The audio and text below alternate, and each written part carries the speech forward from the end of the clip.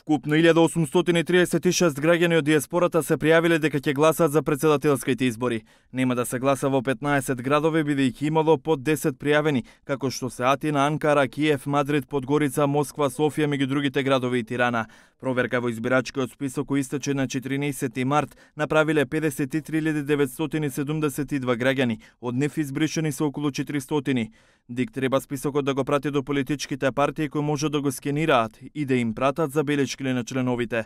Конечниот број на гласачи ќе се знае на 29 март. Од добиениот список од МВР на 8 февруари по преработката и обработката што се вршеше тука и во Државниот завод за статистика,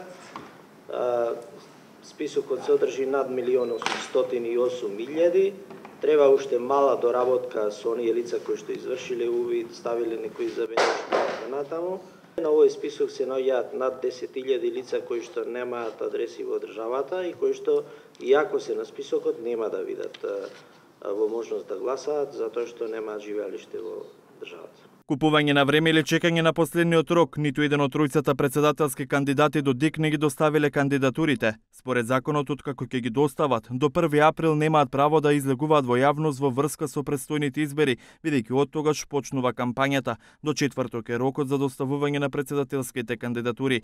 За претседателската фотелја наводно се тркаат Стево Пендаровски од коалицијата на СДСМ, Гордана Силјановска-Давкова од ВМРО ДПМН и Блери Мреко од албанската опозиција. За една недела ќе се знае кој ќе биде срекниот број на претседателските кандидати, кои во ДИК ќе го извлечат со ждрепка. Кампањата ќе трае до 19 април, а ден подоцна ќе гласаат болните и изнемоштени лица, затворениците и притворениците, како и избирачите што на денот на гласање се на привремена работа или престој во странство.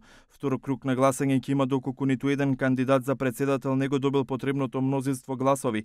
Кампањата за вториот круг завршува на полнок на 3 мај, а гласањето се одржува на 5 мај.